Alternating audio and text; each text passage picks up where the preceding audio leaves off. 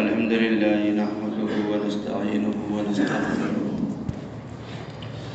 ونؤمن به ونتوكل عليه ونعوذ بالله من شرور أنفسنا ومن سيئات أعمالنا من يهده الله فلا مضل له ومن يضلله فلا هادي له ونشهد أن لا إله إلا الله وحده لا شريك له ونشهد أن سيدنا مولانا محمدا عبده ورسوله أما بعد فأعوذ بالله من الشيطان الرجيم بسم الله الرحمن الرحيم ما يفعل الله بعذابكم إن شكرتم وآمنتم وكان الله شاكرا عليما وقال تعالى لئن شكرتم لأزيدنكم ولئن كفرتم إن عذابي لشديد صدق اللہ العظیم۔ میرے محترم بزرگوں اور عزیز دینی بھائی، اللہ تبارک و تعالیٰ نے اس ساری کائنات کے نظام کو چلایا ہے، اور وہی اکیلے ہیں جو اس ساری کائنات کے نظام کو چلا رہے ہیں۔ دنیا بنی ہے جب سے اس دنیا پر بہت سارے حالات آئے، بہت ساری اونچ نیچ آئی۔ وَتِلْكَ الْأَيَّامُ نُدَاوِلُهَا بَيْنَ النَّاسِ، اللہ فرما رہے ہیں کہ ہم دنوں کو لوگوں کے درمیان میں عدلتے بدلتے رہتے ہیں۔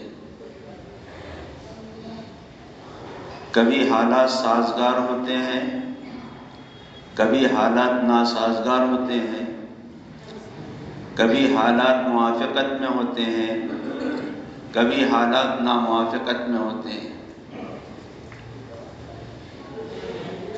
سیرت کے عنوان سے آپ حضرات کے سامنے بات آ رہی تھی کہ اللہ کے نبی مکے کی زندگی کے اندر آپ اور آپ کے صحابہ موجود ہیں،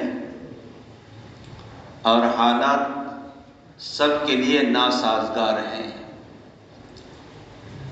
ایسے ناسازگار ہیں کہ کھلم کھلا ایمان کے بولوں کا بولنا اور دین کی دعوت کا دینا یہ ایسا ہے جیسا آگ کے انگارے کو ہاتھ میں رکھنا۔ لیکن سارے دن اور سارے ایام اور سارا زمانہ ایک جیسا نہیں رہتا، اللہ حالات کو بدلتے ہیں۔ جب اللہ کے نبی نے ہجرت کی مدینہ، اور مدینہ میں آپ نے قیام فرمایا اور سارے صحابہ کو بھی ہجرت کا حکم دیا کہ سب ہجرت کر کے مدینہ طیبہ تشریف لے آئیں، تب مدینہ میں آنے کے بعد ایک تو مدینہ کا ماحول ملا جو آپ کی تائید میں تھا، آپ کے تعاون میں تھا۔ اب آپ کو یہاں مددگار ملے جو دین کا بھی تعاون کر رہے تھے اور آپ کا بھی ساتھ دے رہے تھے۔ اب جو حالات مکے میں تھے وہ حالات مدینہ میں بدل گئے۔ مکے میں تو کوئی ساتھ دینے والا نہیں تھا، مار کھا رہے ہیں تو کوئی بچانے والا نہیں تھا، حملے کر رہے ہیں تو کوئی روکنے والا نہیں تھا۔ لیکن جب مدینہ آپ تشریف لائے تو مدینہ میں وہ حالات باقی نہیں رہے جو مکے میں حالات تھے۔ اب مدینہ آنے کے بعد اللہ کے نبی کو اور صحابہ کو سکون اللہ نے عطا فرمایا۔ جو اہل مکہ کی طرف سے جو روزانہ کی تکلیفیں تھیں اللہ نے وہ ختم کر دی، اور اب مسلمان مدینہ میں سکون اور چین کے ساتھ اپنے دین کا کام کرنے لگے۔ لیکن اہل مکہ کو ان کا یہ سکون، ان کا یہ چین سے رہنا پسند نہیں آیا۔ تو پھر وہ واقعات ہوئے جو ہم اور آپ جانتے ہیں کہ غزوہ بدر ہوئی، غزوہ احد ہوئی، غزوہ خندق ہوئی، یہ ساری چیزیں ہوئی ہیں مدینے میں۔ لیکن ایک دعوت کا ماحول سازگار ملا، اور آپ کے صحابہ دین کی محنت کرنے کے لیے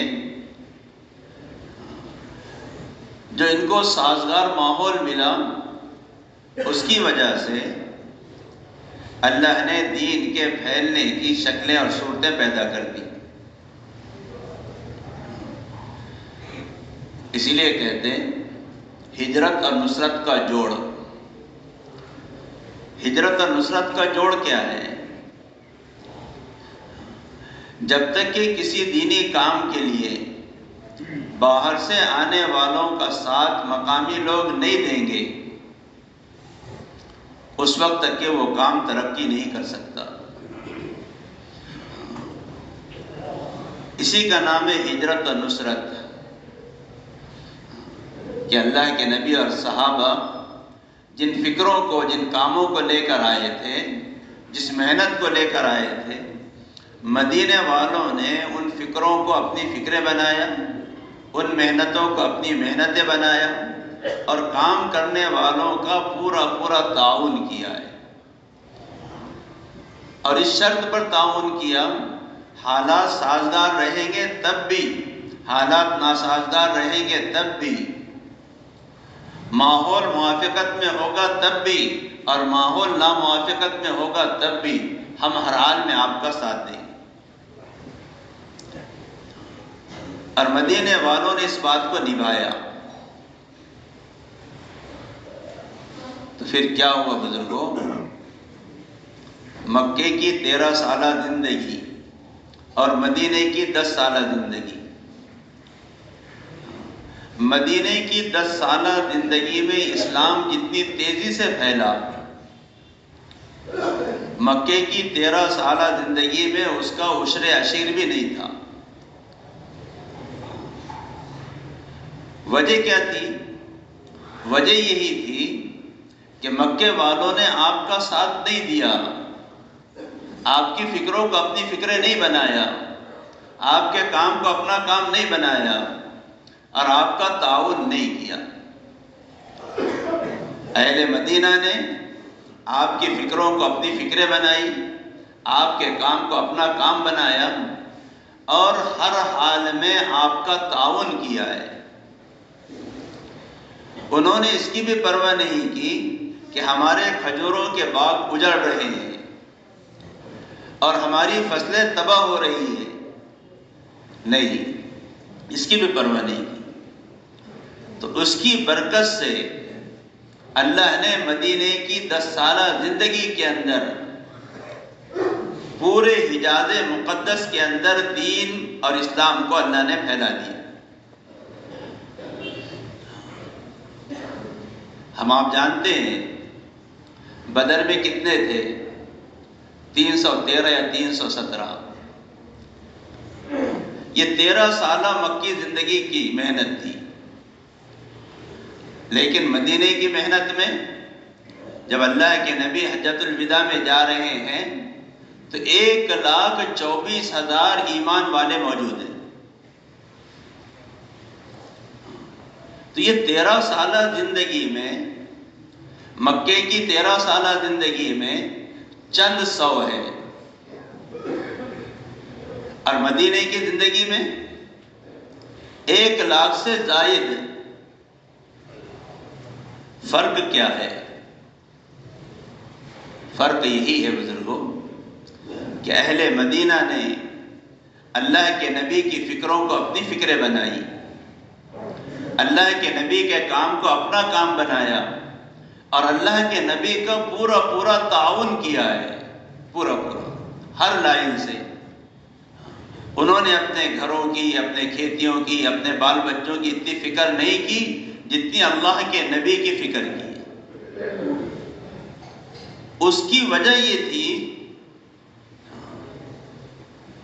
کہ اللہ تبارک و تعالیٰ نے 10 سال کے اندر اسلام کو خوب پھیلا دیا، اور آپ کے آخری حج کے موقع پر تقریباً 1,24,000 صحابہ موجود ہیں۔ یہ نتیجہ ہوتا ہے، باہر والا آ کے محنت کرے، مقام کے لوگ اس کا تعاون نہ کریں تو کام نہیں ہوگا۔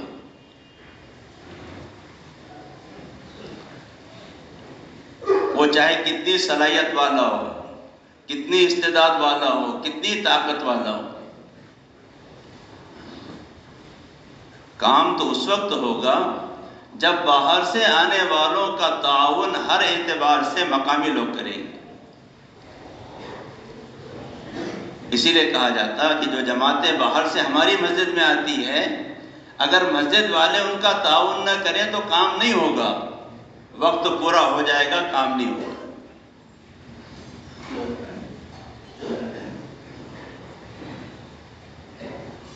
تو مقامی احباب کا تعاون اور مقامی احباب کی فکریں اور مقامی احباب کے کام کو کام بنانا، آنے والوں کی فکروں کو اپنی فکریں بنانا، آنے والوں کے کام کو اپنا کام بنانا اور ان کا تعاون کرنا، یہ ہے کام کے پھیلنے اور پھولنے کی شکلیں۔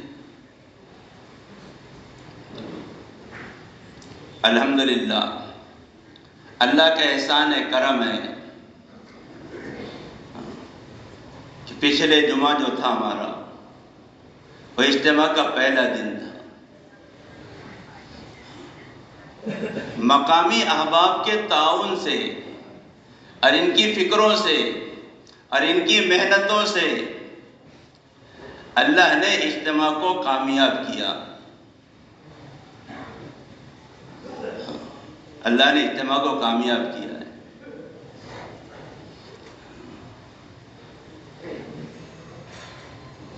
ہمارے ساتھیوں کے رونے اور دھونے پر اور ان کی فکروں پر اور ان کی جانفشانی اور قربانیوں پر اللہ کو پیار آیا، اور اللہ نے لوگوں کے قلوبوں کو متوجہ کیا ہے۔ ہمیں وہم و گمان بھی نہیں تھا، ہمارے وہم و گمان میں بھی یہ بات نہیں تھی کہ اس قدر لوگوں کا رجوع ہوگا، اس قدر لوگوں کا رجوع ہوگا۔ علماء کی مجلس ہوئی، حضرت مولانا ابراہیم صاحب کا بیان ہوا، تقریباً میں ڈرتے ڈرتے کہہ رہا ہوں تقریباً 2,500 کے قریب علماء ہوں گے۔ پورا ستارہ پیلس کا حال فل ہو چکا تھا، باہر سینکڑوں باہر کھڑے تھے۔ عوام کا اور خواص کا رجوع عجیب طرح سے یہ دیکھا گیا ہے۔ ان کے قلوبوں کو متوجہ کرنے والے کون تھے؟ ہم اور آپ۔ ساری دنیا کے سارے انسانوں کے قلوب اللہ کی دو انگلیوں کے درمیان میں۔ اللہ نے لوگوں کو متوجہ کیا، اللہ نے قلوبوں کو متوجہ کیا، باوجود رکاوٹوں کے اللہ نے لوگوں کو متوجہ کیا، اور اللہ نے بتایا کہ وہ اجتماع برار کا جو اجتماع ہوتا ہے اس کا انتظام پورے 4 ضلعوں والے مل کر کرتے ہیں۔ ہم تو قسم پرسی میں تھے، ہمارے پاس تو احباب بھی نہیں تھے، ہمارے پاس مال والا طبقہ بھی نہیں تھا، اور اتنا بڑا اجتماع چند محلوں میں اور 1-2 گنی چنی بستیوں نے مل کر اللہ نے ان سے کام لے لیا۔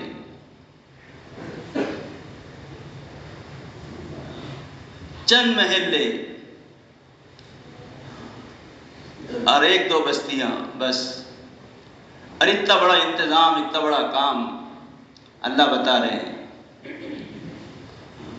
حضرت امیر صاحب اکثر کہا کرتے تھے، تو نہیں اور صحیح، اور نہیں اور صحیح۔ اللہ کس سے بھی کام لے لیتے۔ ہم تو سوچ بھی نہیں سکتے تھے کہ ایسا انتظام ہم کر سکیں گے اور اتنے لوگ آئیں گے، لیکن یقین مانو ہر ساتھی کے زبان پر ایک ہی لفظ تھا کہ اللہ نے کیا ہے بس۔ اور میں نے اپنی پوری 60 سالہ زندگی میں خوشی میں ساتھیوں کو پہلی مرتبہ اتنی کثرت سے روتا ہوا دیکھا ہے۔ دعا کے بعد جب ساتھی ایک دوسرے سے مل رہے تھے تو آنسوؤں کی لڑیاں لگی ہوئی تھی۔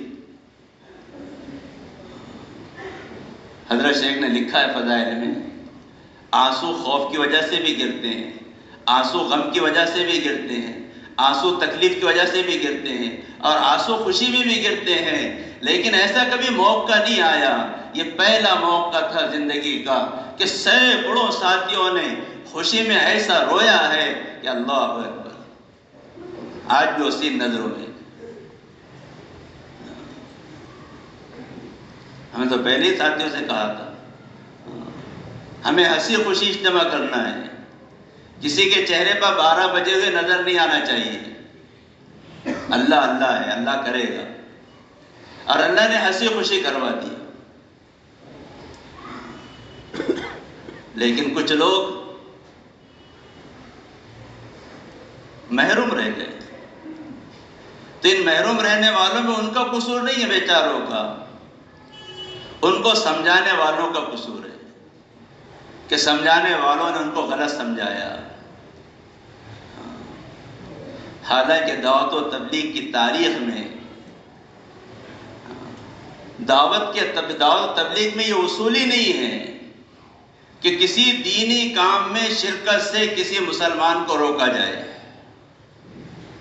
یہ مولانا الیاس صاحب رحمۃ اللہ علیہ کی تبلیغ ہی نہیں ہے۔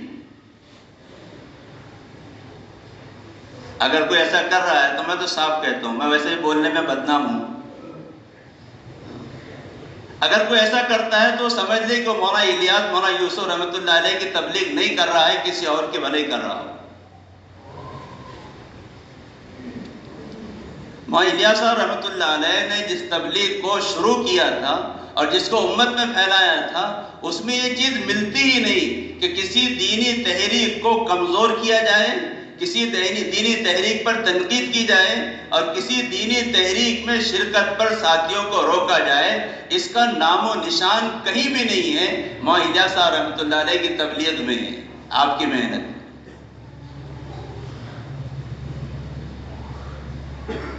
تو بیچارے کچھ لوگ شک و شبہات میں پڑے رہے، کیا کریں؟ کچھ لوگ خوف و ہراس میں تھے، جائیں گے تو کیا ہوگا؟ بچے کہہ رہے ابو سے، ابو چلو نا اجتماع میں، تو ابو کہتے بیٹا تم چلے جاؤ، میں نہیں جا سکتا، میں نہیں جا سکتا، تم چلے جاؤ۔ کیوں نہیں جا سکتا؟ کس کا خوف ہے؟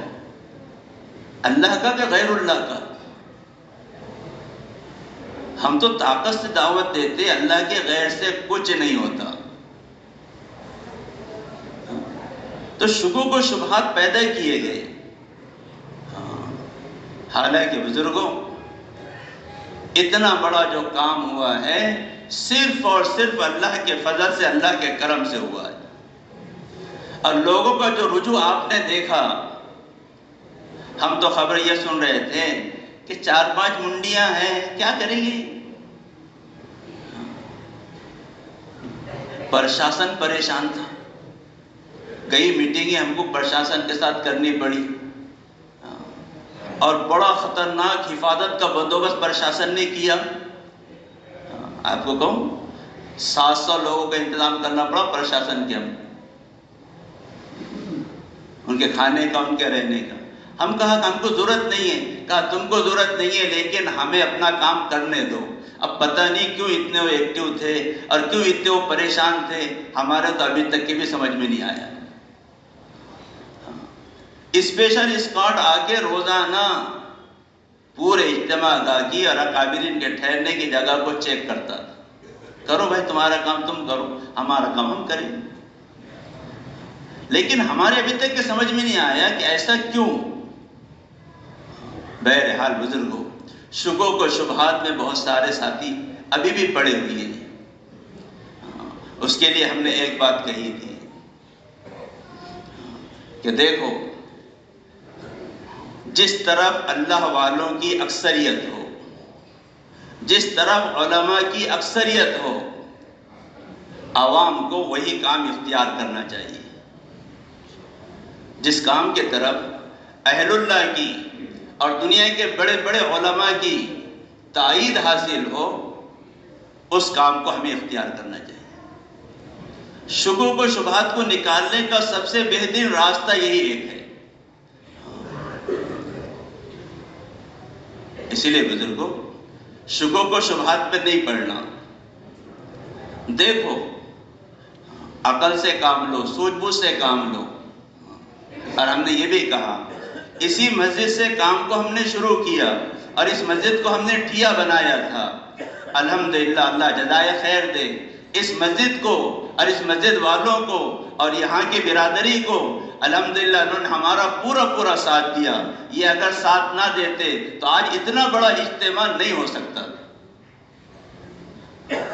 ایک زمانے سے تمنا تھی، جب سے تبلیغ میں لگے، جب سے یہ تمنا تھی کہ حضرت مولانا ابراہیم صاحب مدد داری ایک مرتبہ ہمارے شہر میں آ جائے. بس زمانے سے تمنا تھی. اللہ نے اس تمنا کو پوری کیا. تو یہ سب آپ لوگوں کے تعاون سے ہوا ہے. میں نے پہلے ہی کہا، جب تک کہ مقامی لوگوں کا تعاون نہیں ملتا ہے آدمی کچھ نہیں کر سکتا. الحمدللہ اللہ کا احسان ہے، اللہ نے اپنے فضل سے کیا، اللہ کا کرم ہے. اس پر ہم اللہ کا جتنا شکریہ ادا کریں اتنا کم ہے. سینکڑوں لوگوں نے خدمتیں کی ہے اور خدمت کی مثال قائم کر دی. ہمارے ایک زون تھا 3 نمبر یا 2 نمبر، 1 بجے رات کو 450 لوگ آئے. کھانا ختم ہو چکا تھا، اسی وقت انہوں نے بڑا بنایا. پھر اور لوگ آ گئے، 700 لوگوں کا کھانا ان کو کھلاتے رہے 3 بجے 4 بجے رات تک. یہ کوئی معمولی بات ہے؟ نوافل عبادتوں سے زیادہ اللہ اجر و ثواب خدمت پر دیتے ہیں. تو یہ کسی ایک کی وجہ سے نہیں ہوا، ہم تو گناہگار ہیں، یہ سب آپ کے تعاون سے ہوا ہے. اور اللہ فرماتے ہیں تعاونوا علی البر والتقوی ولا تعاونوا علی الاثم والعدوان. یہ اللہ نے تعلیم دی، ایک اصول بتایا اللہ نے. تعاونوا علی البر والتقوی، نیکی کے اور تقوی کے کاموں میں ایک دوسرے کی مدد کرو. ولا تعاونوا علی الاثم والعدوان، گناہ کے کاموں میں، سرکشی کے کاموں میں ایک دوسرے کا تعاون مت کرو. ہم غلو میں نہ پڑیں. یہ اللہ نے اپنے فضل سے کروایا، اس میں ہمارا کوئی کمال نہیں ہے. اللہ نے کیا جو کیا، آگے بھی اللہ ہی کریں گے جو کریں گے. خوب لوگوں نے خدمتیں کی، خوب محنتیں کی. اللہ ان خدمت کرنے والوں کو بہترین جزائے خیر عطا فرمائے. اللہ کے نبی سفر میں ہیں، آپ کے ساتھ صحابہ بھی ہیں. چند لوگ رمضان کا مہینہ ہے، چند لوگ روزے سے ہیں، باقی بغیر روزے کے. منزل پر پہنچے، گرمی کا موسم، منزل پر پہنچے تو روزے دار تو ڈھیر ہو گئے. ان کو اپنے سواریوں پر سے سامان اتارنا بھی مشکل ہو گیا. تو جو روزے دار نہیں تھے انہوں ان کے سامان کو اتارا، ان کے جانوروں کو باندھا ان کا چارہ پانی کیا اور سارے انتظامات انہوں نے کیے۔ اللہ کے نبی نے فرمایا آج تو روزے داروں کے ثواب سے جنہوں نے روزہ نہیں رکھا وہ بڑھ گئے۔ کس وجہ سے؟ خدمت کی وجہ سے۔ خدمت کوئی معمولی چیز نہیں ہے۔ وہاں تو کہہ رہے تھے خدمت میں اگر کامل اخلاص نہ ہو تب بھی اللہ قبول کر لیتے کا واقعہ ہے نا۔ ایک عورت نے پیاسے کتے کو پانی پلایا تو اس کو تو پیاسا دکھا پلا دیا اس نے، اس کے اندر تو تھا ہی نہیں کہ اللہ راضی ہو جائے، لیکن خدمت کی اس نے، ایک پیاسے کتے کو پانی پلایا، بغیر اس کے اندر اخلاص تھا نہیں تھا یہ تو اللہ ہی جانے، لیکن اس نے خدمت کا عمل کیا، اللہ نے اس کے سارے گناہوں کو معاف کر دیا۔ تو حضرت مولانا کہنے لگے خدمت ایک ایسا عمل ہے اس کے اندر اگر پورا اخلاص نہ ہو تب بھی اللہ قبول کر لیتے۔ تو بہرحال دوستو بزرگوں، اللہ نے کام لیا، اللہ نے اپنا فضل فرمایا، اپنا کرم فرمایا کہ لوگوں کے قلوبوں کو متوجہ کیا، اور آپ لوگوں کا تعاون، اللہ ہر خدمت کرنے والے کو بہترین جزائے خیر عطا فرمائے۔ ہم تو کیا کر سکتے ہیں، کرنے والی ذات اللہ کی ہے، اللہ ہی اس کا بدل دے گا دنیا اور آخرت میں بھی۔ لیکن ایک بات ضرور کہے گی کہ بھائی اب جب ایک عمومی انداز میں لوگ ادھر متوجہ ہیں تو ہم تھوڑا اس کو سوچیں، صحیح کی تلاش میں رہیں۔ الحمدللہ یہاں بدھ کے دن مشورہ ہوتا ہے پورے شہر کے اعتبار سے، بلکہ پورے ضلع کے اعتبار سے، بدھ کے دن مغرب کے بعد، اور جمعرات کے دن عصر سے لے کر اشراق تک یہ ہماری شب گزاری کا اجتماع ہو رہا ہے۔ 2 سال سے، دسمبر سے شروع ہوا تھا، 1 دسمبر میں اللہ نے بڑا اجتماع کروا دیا۔ اللہ ہم سب کی محنتوں کو قبول فرمائے، اللہ عجب سے، تکبر سے، ریا سے، دکھلاوے سے ہم سب کی حفاظت فرمائے۔ وآخر دعوانا الحمدللہ رب العالمین۔